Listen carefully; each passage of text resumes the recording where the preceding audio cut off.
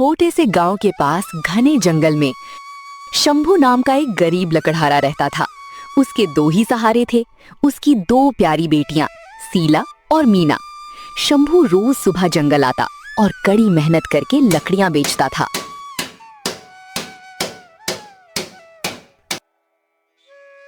अरे शंभू भाई, थोड़ा रुको, सांस तो ले लो। सुबह से लगातार कुल्हाड़ी चला रहे हो। ये धूप तो दुश्मन बनी हुई है आज। आओ थोड़ी देर इस बरगद के पेड़ के नीचे बैठकर आराम कर लेते हैं। नहीं कालू भाई, आराम करने का वक्त कहाँ। रात होने से पहले अगर ये सारी लकड़ियां नहीं काटी और बाजार में नहीं बेची तो घर में चूल्हा नहीं जलेगा। सिल्ला और मीना सुबह से मेरा रास्ता देख रही होंगी। तू भी ना शंभू, बस बेटियों के चक्कर में दिन रात घिसता रहता है। कभी अपने शरीर का भी ख्याल कर लिया कर। घर पर सीला और मीना अपने पिता के लौटने का इंतजार कर रही थीं। बड़ी बेटी सीला समझदार थी, जो छोटी बहन का ख्याल रखती थी। सीला, दीदी, मुझे बहुत तेज भूख लगी है। बाबा कब आएंगे? क्या आज वो बाजार से हमारे लिए मिठाई और खिलौना लाएंगे? छोटी, थोड़ा सब्र करो। बाबा जंगल से लकड़ी लेकर पहले बाजार जाएंगे, फिर घर आएंगे। तुम तब तक ये पानी पी लो। मैं चूल्हे पर मिट्टी का बर्तन गर्म कर रही हूँ, ताकि बाबा आए तो उन्हें गर्म पानी मिले। दीदी, हमारे पास बाकी बच्चों की तरह अच्छे कपड़े और अच्छे खिलौने क्यों नहीं हैं? कालू अंकल की बेटी तो रोज नई गुड़िया से खेलते हुए दिखती है। शाम ढल चुकी थी। शंभू घर लौटा, लेकिन आज उसके हाथ में कोई राशन नहीं था। बाजार में आज लकड़ियां बिकी नहीं पाई थीं। सिल्ला, मीना, मैं आ गया। बेटी, आज बाजार में सभी दुकानें बंद थीं और कोई लकड़ी खरीदने नहीं आया। मैं तुम्हारे लिए खाना नहीं ला सका। आप चिंता मत करिए बाबा, आप कितने थक गए हैं। पहले आइए और बैठिए। रात को अगर एक दिन खाना नहीं मिलेगा तो क्या हुआ, हम पानी पीकर सो जाएंगे। आप बस उदास मत होइए। हाँ बाबा, मुझे अब बिल्कुल भूख नहीं है। देखो, मैं कितना अच्छा मिट्टी का खिलौना बनाया है। दोनों बेटियों की समझदारी देखकर शंभू की आंखों में आंसू आ गए। उसने मन ही मन भगवान से प्रार्थना की। मेरे बच्चों, तुम दोनों कितनी अच्छी हो। भगवान करे मैं जल्दी ही इतने पैसे कमा सकूं कि सिल्ला को अच्छे स्कूल में भेज सकूं और मीना के लिए सबसे सुंदर गुड़िया ला सकूं। बाबा, मैं तो बड़ी हो गई हूँ। मैं तो आपकी मदद करना चाहती हूँ। अगर मैं पढ़ लिख गई तो मैं गांव के बच्चों को पढ़ाऊंगी और आपको कभी जंगल में मेहनत नहीं करने दूंगी। और मैं दीदी की मदद करूंगी। बाबा, आप देखना, हम सब मिलकर बहुत बड़े घर में रहेंगे। सिल्ला बेटी, मैं जंगल जा रहा हूँ। घर का ध्यान रखना और मीना को बाहर मत जाने देना। आज मैं थोड़ी ज्यादा लकड़ियां काटूंगा ताकि कल का भी इंतजाम हो सके। ठीक है बाबा, आप अपना ध्यान रखना और धूप में ज्यादा मत थकना। मैं घर का सारा काम निपटाने के बाद मीना को पढ़ाना शुरू करूंगी। शंभू कुल्हाड़ी उठाकर मुस्कुराती हुई जंगल की तरफ निकल पड़ता है, लेकिन उसे नहीं पता था कि आज जंगल में उसके साथ क्या होने वाला है। शंभू, एक बात बता, तेरी बेटियां इतनी बड़ी हो रही हैं, तूने उनके विवाह और भविष्य के लिए कुछ बचाया भी है या सब रोज के खाने में ही खत्म हो जाता है? कालू भाई, मेरी बेटियां मेरा बोझ नहीं, मेरी ताकत है। मैं गरीब जरूर हूं, पर उन्हें पढ़ा लिखा कर एक अच्छा इंसान बनाना चाहता हूं। मुझे उन पर पूरा भरोसा है। तू तो बस भावुक हो जाता है शंभू। आजकल के जमाने में बेटियों को पढ़ाना मतलब पानी में पैसा बहाना है। बेटा होता तो कम से कम बुढ़ापे में कमा कर खिलाता। जंगल में हादसा। तभी एक अनएक्सपेक्टेड हादसा हुआ। एक भारी लकड़ी का तना शंभू की लेग पर आ गिरा। मेरा पैर, कालू भाई बचाओ, मैं उठ नहीं पा रहा हूं, मेरा पैर दब गया है। अरे शंभू, ये क्या हो गया? रुको रुको, मैं ये तना हटाने की कोशिश करता हूँ। हे भगवान, ये तो बहुत भारी है। मैं गांव से लोगों को बुलाकर लाता हूँ, तू तब तक हिम्मत रख शंभू।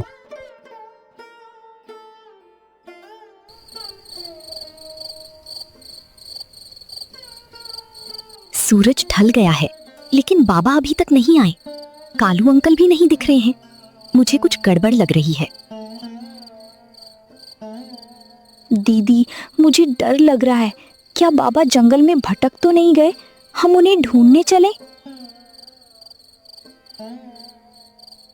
नहीं मीना, तुम घर पर ही रुको। मैं कालू अंकल के घर जाकर पता करती हूँ कि क्या हुआ है।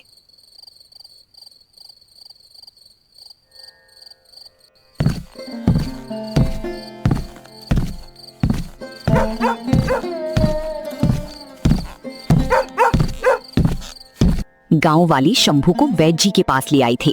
शीला को जब खबर मिली तो वो दौड़ती हुई वहां पहुंची। बाबा, आपको क्या हुआ? वैद्य जी, मेरे बाबा ठीक तो हो जाएंगे ना? उन्हें इतना दर्द क्यों हो रहा है? बेटी, इनकी हड्डी में गहरी चोट आई है। कम से कम 2 महीने तक इन्हें बिस्तर से उठना नहीं है। दवा के लिए 500 रुपए लगेंगे। आप मेरे बाबा का इलाज कीजिए वैद्य जी। मैं लकड़ियां बेचकर और मेहनत करके आपके 500 रुपए चुका दूंगी।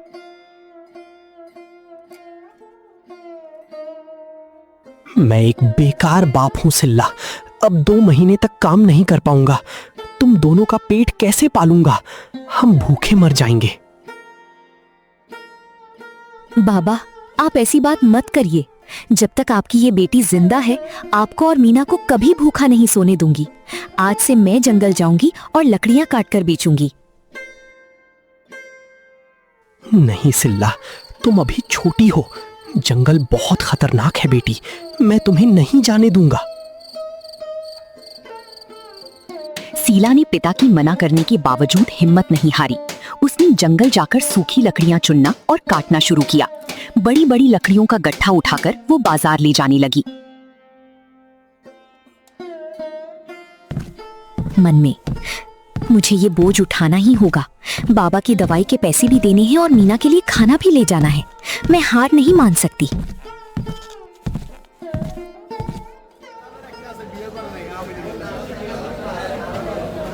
अरे बेटी, इतनी छोटी उम्र में इतना भारी गाठा। ये लो 100 रुपए, सारी लकड़ियां मुझे दे दो। देखने से पता चलता है तुम्हारी लकड़ियां अच्छी और मोटी मोटी हैं। इसमें आग देर तक टिकेगी।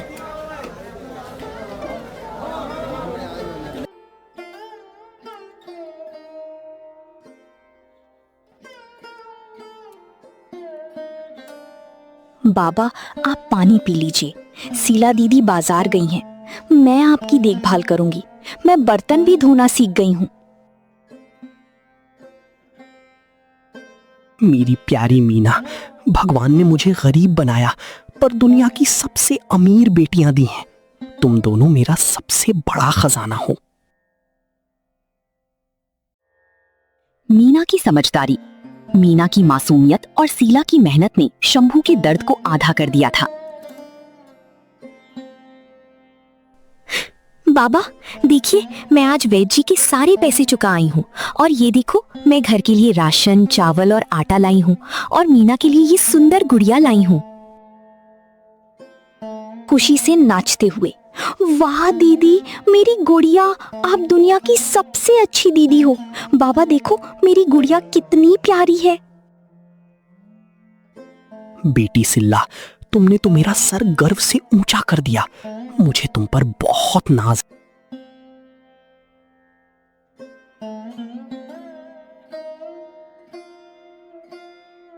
बहुत दिनों के बाद शंभू के घर में मिट्टी के चूल्हे से गर्मा गर्म खाने की खुशबू आ रही थी।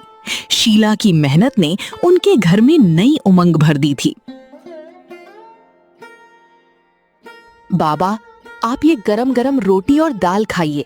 वैद्य जी ने कहा था कि अच्छे खाने से आपके पैर की चोट जल्दी ठीक होगी। आप अब से रोज पेट भरकर खाएंगे। दीदी, मैं भी आपके साथ रोटी बनाना सीखूंगी। जब आप जंगल जाओगी तो मैं बाबा के लिए गरम खाना बनाकर रखूंगी ताकि आपको चिंता ना हो।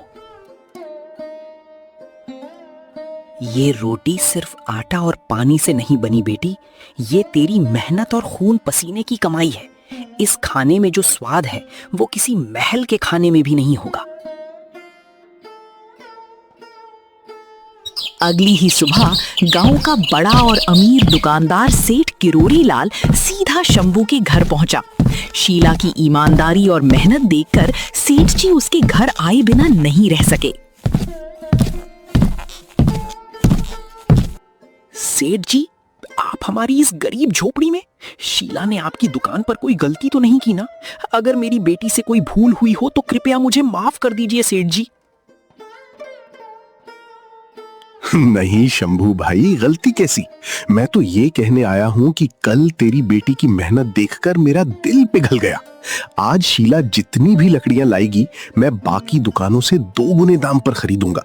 ऐसी संस्कारी बेटी पूरे गांव में नहीं है।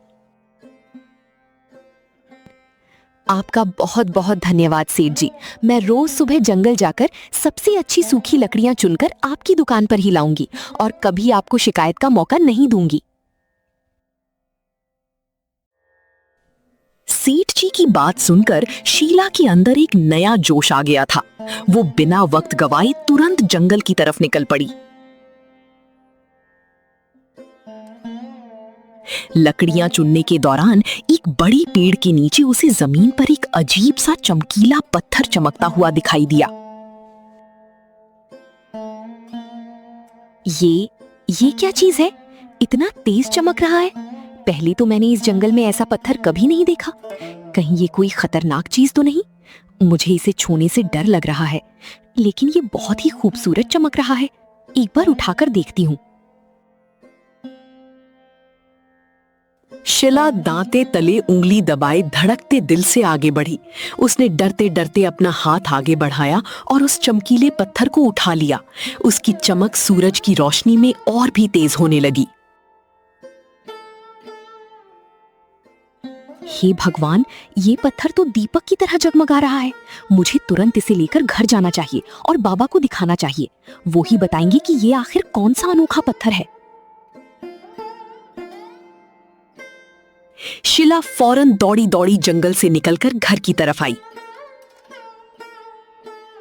अपने घर आकर उसने सारी बात अपने बाबा को बताई और वो चमकीला पत्थर उनके सामने रख दिया। अरे, ये तो कोई आम पत्थर नहीं है बेटी।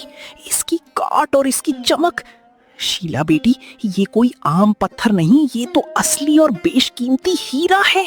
भगवान ने हमारी गरीबी पर रहम खाया है बेटी। अरे वाह बाबा, हीरा! क्या अब हमारा घर भी गांव के बड़े लोगों जैसा बन जाएगा?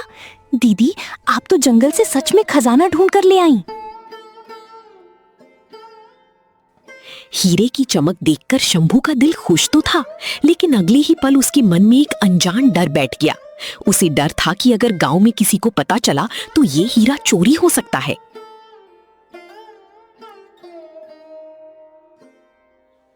फुसफुसाते हुए, शीला बेटी, इस हीरे के बारे में गांव में किसी को पता नहीं चलना चाहिए।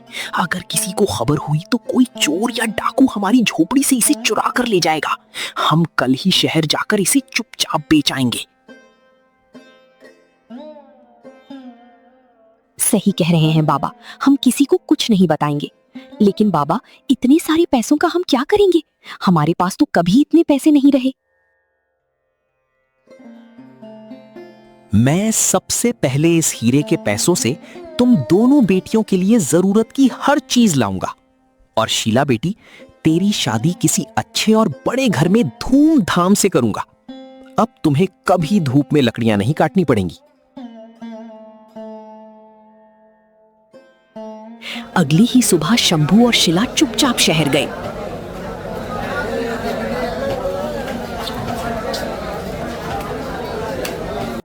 उन्होंने एक बड़ी जौहरी को हीरा बेचा। हीरा इतना बेशकीमत था कि शंभू की रातों रात तकदीर ही बदल गई। शंभू भाई, ये कोई आम हीरा नहीं था। इसकी कीमत इतनी है कि तुम्हारी आने वाली कई पीढ़ियां आराम से खाएंगी। ये लो तुम्हारे सारे पैसे और सोने के गहने।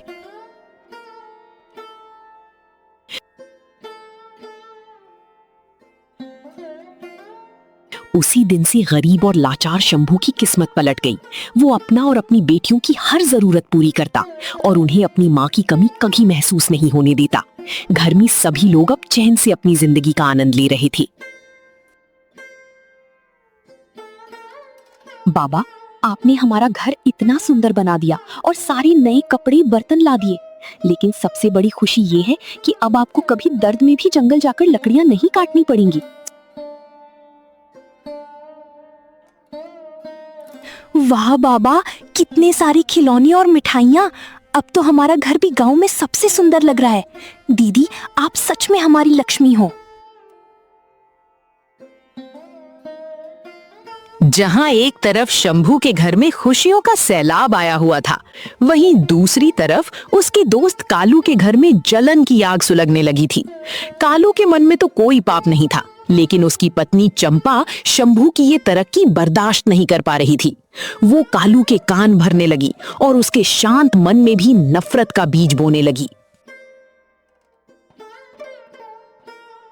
देखो जी, जरा आंखें खोल कर देखो उस लकड़हारे शंभू के घर की तरफ।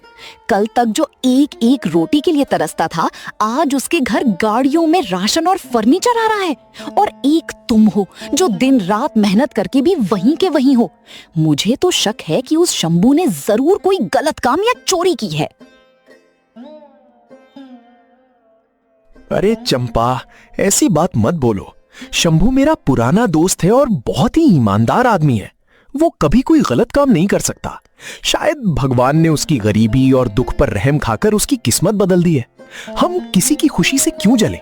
हम अपने काम से काम रखते हैं।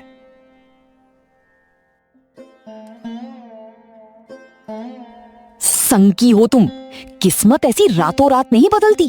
दो दो बेटियां हैं उसकी, कोई बेटा भी नहीं है जो कमा कर लाए।